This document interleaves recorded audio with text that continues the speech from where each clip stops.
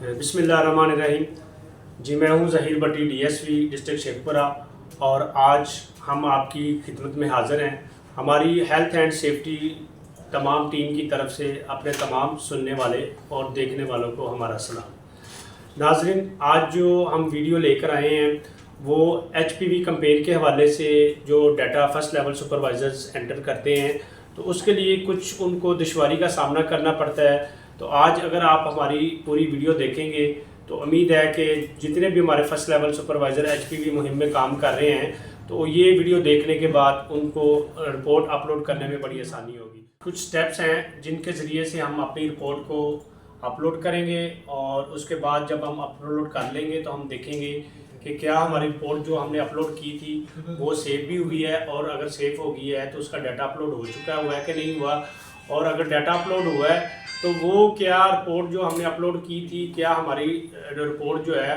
वो main server पर receive भी हो गई है। तो ये स्टेप्स हैं, आप सारे स्टेप्स देखेंगे तो इंशाल्लाह ताला आपकी तमाम क्वेरीज जो है वो हल हो जाएंगी, और इस तरह से हमारे जितने फर्स्ट लेवल सुपरवाइजर्स हैं वो सारी इस रिपोर्ट को बासानी तरीके से अपलोड कर सकें। अच्छा, ये है फ्लो चार्ट है जिससे हम देख सकते हैं कि हम EPI-SI जो एप्लीकेशन है इसको हमने कैसे इसको रन करना है। तो सबसे पहले जो रजिस्ट्रेशन है, फिर लॉगिन है, उसके बाद उसका डैशबोर्ड है, फिर कवरेज स्टॉक्स है, और सेव फॉर्म्स हैं और एडिट फॉर्म्स हैं। तो इस फ्लो को हम अगर देखेंगे, इसको फॉलो करेंगे तो हम जो है वो बासानी तरीके से इस रिपोर्ट को हम अपलोड कर सकते हैं। अच्छा जी, ये EPI-SI जो हमारी है प्ले स्टोर से हमने जाना है, उसको सर्च करना है तो आपके सामने ये उसकी पिक्चर्स आ गई है। तो EPI-SI आपने इसको इंस्टॉल कर लेना है। तो इसका बड़ा आसान सा तरीकाकार है, इंस्टॉल के आपने जो है उसको क्लिक करना है और उसके बाद इंस्टॉलेशन होना शुरू हो जाएगी, और जब इंस्टॉलेशन मुकम्मल हो जाएगी तो आपने ऐप को ओपन करना है। तो ओपन करने के बाद आपके पास उसका जो मेन मेन्यू है उसका आपके सामने नज़र आ जाएगा। तो सबसे पहले आप देखें, इसकी पिक्चर्स आपके सामने है इस ऐप की। तो सबसे पहले हमने लॉगिन करना है। लॉगिन करने के बाद जो है इसकी हमने रजिस्ट्रेशन करनी है, और जितने टैब्स में उन्होंने फॉर्म जो रिक्वायर्स हैं उसको आपने फिल करना है, और उसके बाद आपने रजिस्टर के बटन को क्लिक करना है और ये फिर आपकी रजिस्ट्रेशन हो जाएगी। जब रजिस्ट्रेशन आपकी हो जाती है तो आपके कंडीशनल जो है वो ऑलरेडी बने हुए हैं।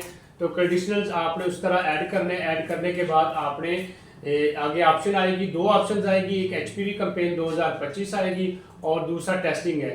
तो आपने HPV कैंपेन 2025 को सिलेक्ट करना है और देन आपने लॉगिन करना है। तो इस तरह से फिर जो है आप इसमें ऐप में लॉगिन हो जाएंगे।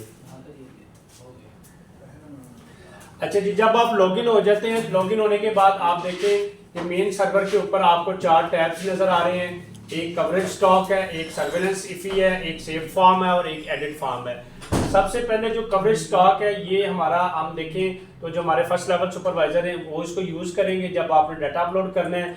इसके बाद सर्विलेंस का टैब है, तो सर्विलेंस टैब तब आपने इस्तेमाल करना है जब सर्विलेंस का टैब आपने तब इस्तेमाल करना है जब आपका कोई AEFI का केस रिपोर्ट होता है, तो आपने ये टैब तब इस्तेमाल करना है। अब सेव फॉर्म का जो टैब है उसमें आप देख सकते हैं कि जितने भी फॉर्म आपके हैं वो सेव हो चुके हुए हैं कि नहीं, वो सारे जितने फॉर्म आपके हैं वो सारे के सारे इस टैब में आपको नजर आएंगे।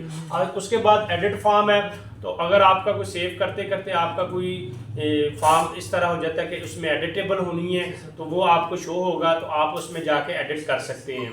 तो इस तरीके से ये मेन टैब्स हैं, इसको आपने इस्तेमाल करना है, और इन मेन टैब्स को इस्तेमाल करते हुए आप अपनी रिपोर्ट को अपलोड कर सकते हैं। तो जो हमारे फर्स्ट लेवल सुपरवाइज़र हैं उन्होंने जब डेली रिपोर्टिंग आपने फिल करने है, डाटा अपलोड करना है, तो आपने उस पर कवरेज वाला जो है वो सिलेक्ट करना है। अच्छा जी, ये कुछ इस तरह से जब आपने कवरेज वाले टैब को प्रेस करना है तो उसके बाद ये आपको कुछ तस्वीर नज़र आ रही है। तो आप देखिए इसमें जो है वो 4 कलर्स आपको नज़र आ रहे हैं। एक रेड नज़र आ रहा है कलर, एक जो है आपको ऑरेंज और येलो और जो ग्रीन, 4 कलर्स आपको नज़र आ रहे हैं। अब जब 4 कलर्स को आप देखेंगे तो रेड का मतलब है कि आपका डाटा अभी तक सेव नहीं हुआ। जिस दिन का आपने डाटा सेव करना है तो आप उस दिन को क्लिक करेंगे उस रेड वाले कलर में जाके। उसके बाद जो ऑरेंज वाला है, तो ऑरेंज का मतलब ये है कि अभी आपका कुछ डाटा पार्शल है, अभी आपका डाटा मुकम्मल तौर पर अपलोड नहीं हुआ, उस ऐड नहीं हुआ। उसके बाद जो है जो येलो कलर है, येलो कलर हमें दिखा रहा है कि आपका डाटा तो हो गया है सेव, आपका डाटा तो आपने अपलोड कर दिया है, लेकिन अभी आगे ये डाटा आपका अपलोड नहीं हुआ। आपने डाटा सेव कर लिया है लेकिन आगे आपका डाटा अपलोड नहीं हुआ। अब जब आप इसको सिंक कर देंगे तो उसके बाद ग्रीन कलर जब अगर आ जाएगा उसमें आप देखें 1 2 3 जो है वो आपको ग्रीन कलर नज़र आ रहे हैं, तो इसका मतलब है कि जितना डाटा आपने किया था वो सारे का सारा डाटा आपका आगे रिसीव हो चुका है। अच्छा जी, ये देखिए जैसे मैंने पहले भी आपको बताया था कि जो हमारे फर्स्ट लेवल सुपरवाइजर्स हैं तो वो कवरेज और स्टॉक वाला जो टैब है इसको वो इस्तेमाल करेंगे। और ये देखिए ये 4 पे अगर आ रहा है तो ये डे 4 है और इस तरह से ये आपको नज़र आ रहा है कि आपने डे 4 की रिपोर्ट को एंटर करना है। ठीक है जी। उसके बाद ये देखिए ये रिपोर्ट फॉर्म है, डे 4 नज़र आ रहा है आपको। उसके बाद जो है वो 9 इयर्स तक की जो बच्ची हैं उनका आपने डाटा अपलोड करना है, एंटर करना है। और उसके बाद 10 to 14 इयर्स की जो बच्ची हैं उनका आपने डाटा एंटर करना है। और देन आपने स्कूल के जो टोटल्स हैं उनको आपने एंटर करना है। इसी तरह ये स्कूल का डाटा है। इसके बाद ये कम्युनिटी का पेज है। ठीक है जी। उसके बाद अगला जो पेज है वो आपका नेक्स्ट पेज है वो वैक्सीन स्टॉक के हवाले से पेज है। और उसके बाद आपका जो मिस गर्ल्स हैं उनका ये पेज है। तो ये 4 पेज पे रिपोर्ट आपकी होगी, मुनसर होगी। तो आपने ये चारों पेज जो है ना आपने प्रॉपर फिल करने हैं। और उसके बाद फिर आप नेक्स्ट करेंगे तो ये फिर आपका जो है वो अगला आ जाएगा। अब ये देखिए नेक्स्ट करने के बाद फिर आप उसको सबमिट करेंगे तो ये सबमिट करने के बाद एक मैसेज अगला टैब आपको नज़र आ रहा है कि सक्सेस हो गई है। और उसके बाद फिर आप देखिए जैसे मैंने पहले आपको बताया था कि येलो कलर में आपको नज़र आएगा जो डाटा आपका सेव तो हो चुका हुआ है लेकिन अभी तक वो डाटा आपका अपलोड नहीं हुआ। तो देन फिर आप जब उसको अपलोड करेंगे, अपलोड करने के बाद एक साइन ओके का साइन आ जाएगा। और उसके बाद अगर आप 4 नंबर पे जाके देखें तो ये दिन 4 की रिपोर्ट जो है ये अपलोड भी हो चुकी है और आगे रिसीव भी हो चुकी है।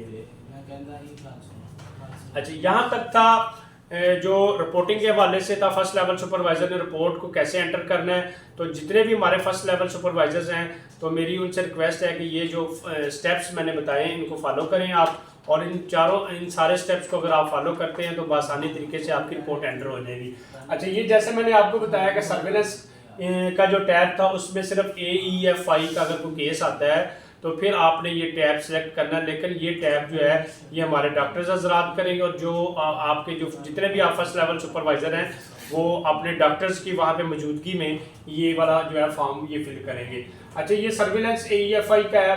तो आप देखें डिस्ट्रिक्ट का नाम है, उसके बाद उसकी सारा जितनी इंफॉर्मेशन है वो आप एंटर करेंगे। और एंटर करने के बाद जो है उसकी AEFI की क्लासिफिकेशन जो है वो आप उसको एंटर करेंगे और देन फिर आप उसको सबमिट करेंगे। तो इस तरह से ये आपका ये भी रिपोर्ट सबमिट हो जाएगी। इसके बाद अगला है जी तीसरा जो मैंने मेन टैब आपको बताया था सेव वाला।